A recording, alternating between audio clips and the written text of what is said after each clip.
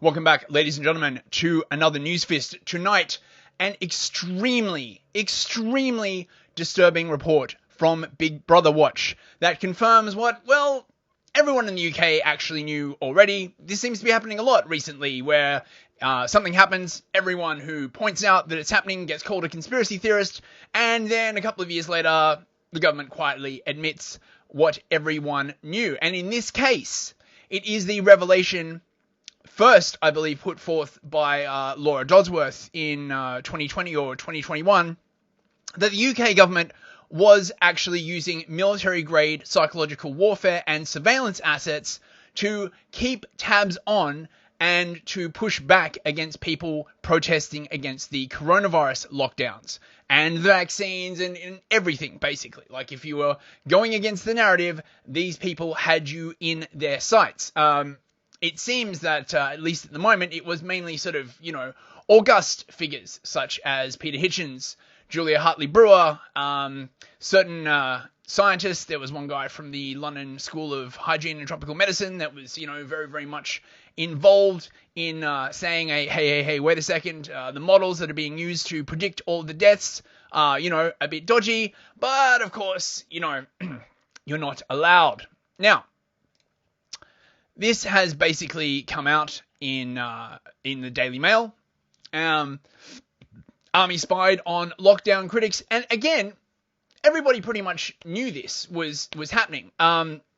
What has happened, the thing that basically has revealed it to be true, is this report from Big Brother Watch, who have done a whole bunch of freedom of information requests, subject access requests they're called in the UK, where the people who were being spied on have basically contacted the government and said, hey, I need you to tell me any information that you have on me regarding this weird secret unit. And the government, being sort of like weird in this respect in the UK, like they'll do all this horrible secretive shit to you, but you get around to, publishing sending in a subject access request, and they'll send you back this info saying, oh yeah, like we were spying on you, and everyone's like, oh my god, you were spying on me, and the government's like, well, what else were we supposed to do? You know what I mean, right? Like, make our arguments sort of forthrightly and trust in the people to make their own decisions? Come on, we're a modern Western government. We use nudging and coercion and psychological warfare to get people to do what we want. We can't just go around and, just ask people to do the thing. Come on, right? Like, how many people are going to do the thing if the government asks them to do so? Well, I mean, it's a bit of a Chinese finger trap, isn't it, from the government's perspective? The more they use this kind of coercion in order to get people to do the thing, the less people trust them. The less people trust them, the more coercion, nudging, and psychological warfare they have to use to get people to do the thing, sort of resulting in this weird feedback loop where the less people trust the government, the more coercive they get, driving even more mistrust. Future's looking very, very bright, bros. I can't wait until the next crisis. What are they going to do? They'll probably just line everybody up and say hey, look, if you want to eat, you got to do the thing. I do hope, by the way, that you cannot hear the helicopters at the moment buzzing around. I'm sure they're not for me. It's a sort of normal thing in London to hear helicopters just going overhead, going about their business. No doubt keeping us safe from problems that they created in the first place. But, what's the point of government if not to create problems and then demand more power in order to fix them? But anyway, to go on to this report from Big Brother Watch, this thing is huge. It's very long. It's like 64 pages long, and I'm not going to go through the entire thing. I'll just give you a few little pieces. So first, the background, basically. So it turns out that before the coronavirus thing broke out, mainly to do with the war in Afghanistan, the government set up a number of these sort of disinformation groups, to sort of, as they basically say, control the narrative and to combat disinformation. These were counter disinformation units. One was set up in the Cabinet Office, and another was set up in the DCMS, which is the Department of culture, media, and sport. And I just want to point this out. The fact that the Department for Digital Culture, Media and Sport is basically now the digital censorship arm of the government is extremely, extremely sussy and dystopian. Apparently, people inside the Westminster bubble call the DCMS the Ministry of Fun, because, it does like sport and culture and media and all that kind of like other stuff. But it actually turns out that they're now basically the censorship department. So another point for Orwell, I guess. They're basically the Ministry of Fun and Truth at this point. Awesome. And it's interesting to chart the way that these sort of organizations come out. DCMS was originally the Department of National Heritage, which was like presumably for, heritage. It's just weird how these things that are created for one thing, they just, a new regime gets in and they spin them up and they're like, oh, well, we've got a new remit now. You were to promote English heritage and now you're to silence people's speech and spy on people with spicy opinions that we do not like.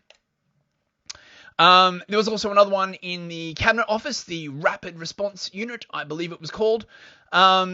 And this was basically, designed to counter fake news, disinformation, like whatever, which in practice, of course, as many, many, many people with a brain have pointed out, means essentially anything that the government isn't too keen on, we need to do a thing.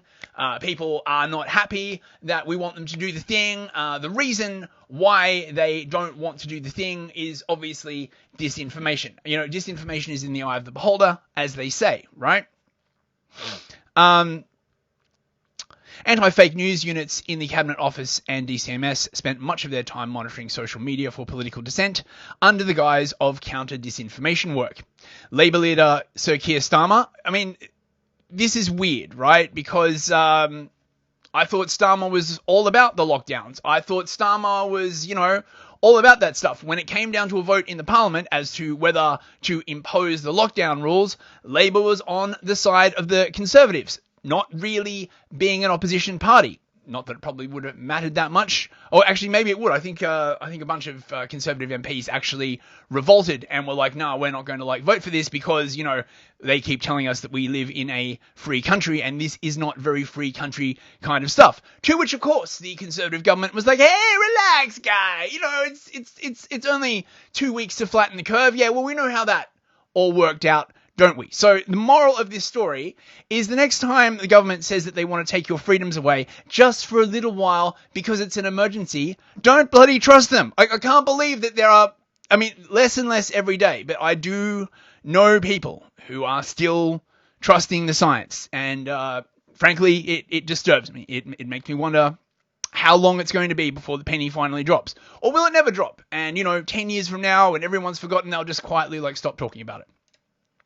Conservative MPs David Davis and Chris Green, journalists including Peter Hitchens and Julia Hartley-Brewer, and academics from the University of Oxford and University College London all had comments critical of the government recorded by the anti-fake news unit. Now, this is, of course, only one side of it, right?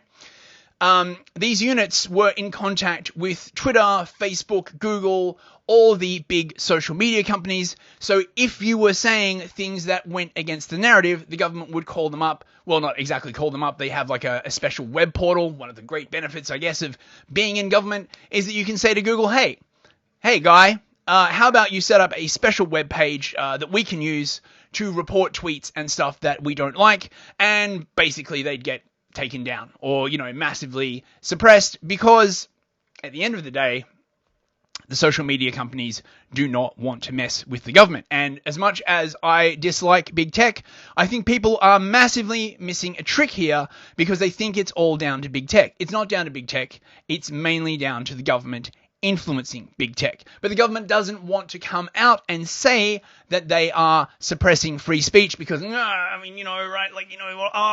a free country. We have freedom of speech, all this kind of other stuff. It doesn't look great when they get caught with their pants down doing the exact thing, essentially, that they blame their enemies for doing. You know what I mean, right? A number of times I've seen someone try and justify a war or military intervention.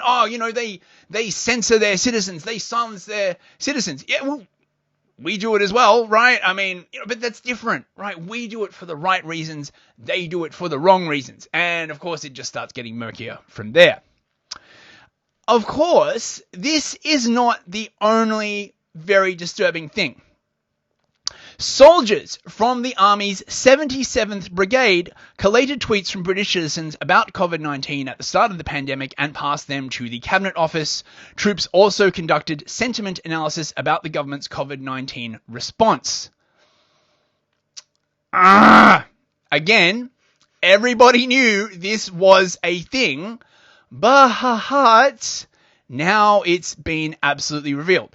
So the 77th Brigade are a army unit that were originally formed for foreign psychological warfare operations. So places like Iraq and Afghanistan, the UK Army, they go in, they fuck shit up, and you need people to come in and be like, hey, look, relax, guy. Look, I know we've kind of invaded your country.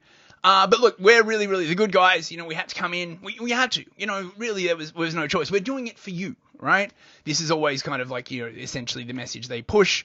They not only do intelligence gathering, but they, do narrative production. They make video content aimed at the domestic population.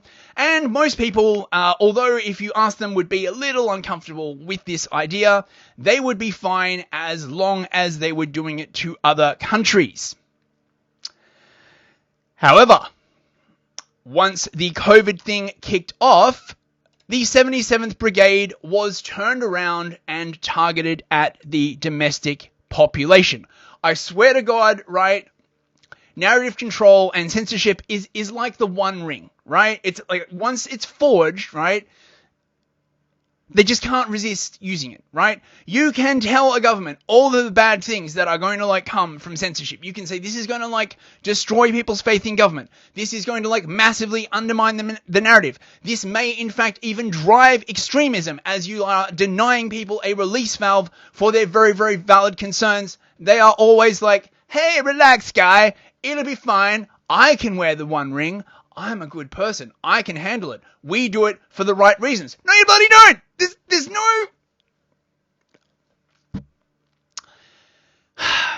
There's no good way to do censorship. It always has bad things attached. I presume, right, when the big brains, the big boffins are sitting around in their, governments boardrooms and stuff like that, the way they justify it is saying what, if we don't censor, it's worse. You shouldn't be doing this against your own domestic population, okay, right? If you're at war with a country and you're doing it to them or you're doing foreign facing diplomacy, I can deal with that, right?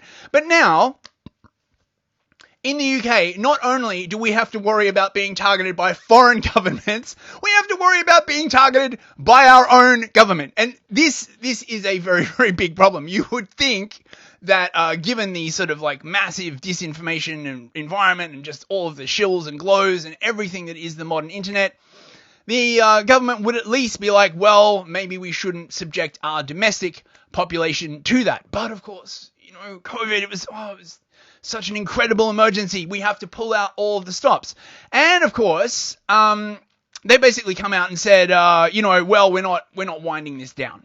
Of course they're not, right? Maybe this report will, get some questions up in Parliament and people will be like, why the hell is this still a thing if the pandemic is over? I'll tell you why it's a thing. It's because it's the One Ring. And once you put the One Ring on, you can't bear to let it go, right? You can't bear to cast it into the fires of Mount Doom because in the back of your mind, you're like, oh, we might need it one day, right? Something might happen and we might need to censor people. What if this? What if that? These people don't believe fundamentally in freedom of expression. I'm sorry, they just don't. They believe in a sort of rigidly defined freedom of expression, the limits of which they set, right? You want to express freedom of expression by making funny cat videos? Yes, you can do that. Want to freedom of express by making, edgy content and criticizing the government? No, not allowed. You should not criticize the government. You should love the government. The thing is, right, you can't force love, right? You can't force respect, right? The only thing that you can get via force is fear and grudging compliance. And given the stats that I have seen about how much people trust the government, it's low, and it's getting lower every day. There's no reversal. There seems to be no sort of urge in government, no impetus in government to actually seriously examine why people don't trust them anymore, right? Because all of the reasons are outside of the approved narratives, right? So, all the things that they could do to make people trust them more are also all the things that are forbidden by, I don't know, either their handlers at the WEF or their ideological prison. I don't know. I think it's all going to end in tears. Anyway, rant over. Let's get back to this. That was a long one, wasn't it? Well, I feel very, very passionately about this. The Rapid Response Unit from the Cabinet Office. This is this would have been Boris Johnson's my special disinformation unit inside the cabinet for rapid response. Let's have a Cobra meeting and get on to that fake news. You fucking pillock. It might be the Chinese or the Russians. Yeah, or it might be your own citizens.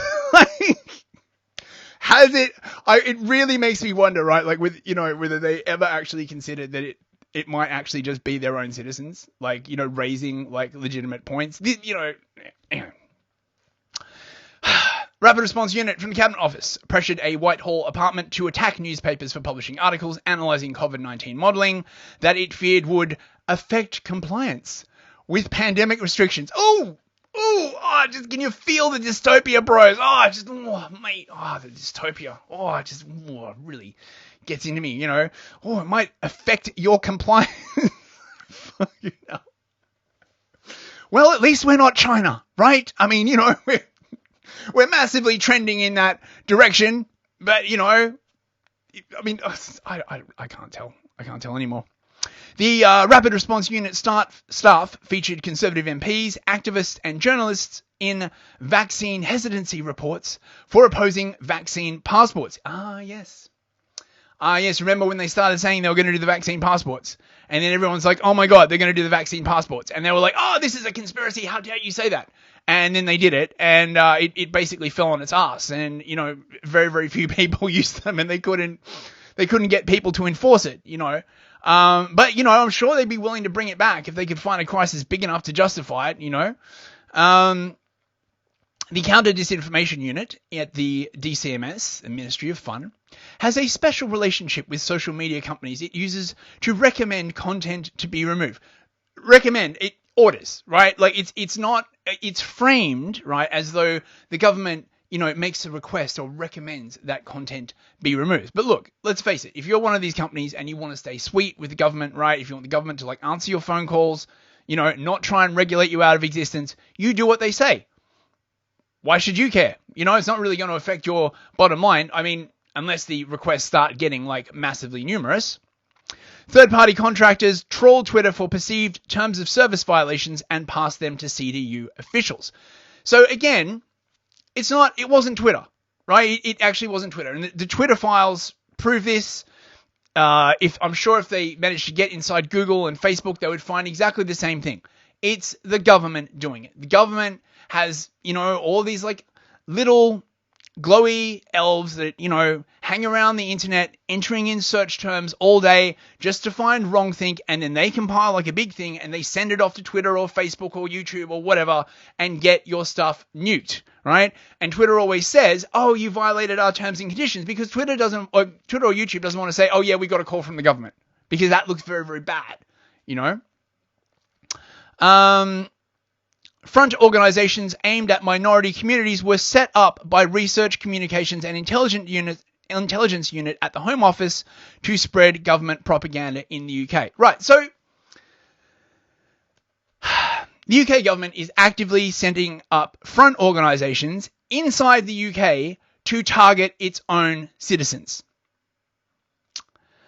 So the next time you come across someone, right, who doubts a news story or doubts the proclamations of a certain person and says, sounds like this person might be a glowy, sounds like this might be an intelligence op, spare a thought. They might be right. Of course, the most maddening part of this entire thing is that it's really impossible to tell in any single instance. You know what I mean? It's only with sort of 1,000 pieces of data that you can tell sort of, that there is a broad sort of brush to shape the narrative. But any individual instance, it's very, very hard to tell. So that's basically the summary. Look, even the Daily Mail has covered this. Okay, so it's not just Big Brother Watch. Actual media has covered it. If you're the kind of retard that, can't believe that anything is true unless the mainstream media has covered it. The mainstream media has covered it. Oh my God, the sky is falling. I can't believe it. Look, this is going to be like buried, right? Most people, they don't understand anything about military intelligence ops or psychological operations or any of that kind of like stuff. And, they just don't have the time or the brain space to think about this stuff. But if you are interested in this kind of stuff, there will be links below in the description to the Big Brother Watch report. I'd just like to give a big shout out and thanks to Big Brother Watch for doing God's work and exposing this stuff. I can't believe that that they're still alive, actually. But I guess at least in the UK, they don't take it that far. They just, they just remove your right or ability to speak. They don't actually use wet work yet. Let's hope. Anyway, if you enjoyed this video, please like, share, subscribe, and all that sort of other good stuff. And I will see you in a couple of days. Good night.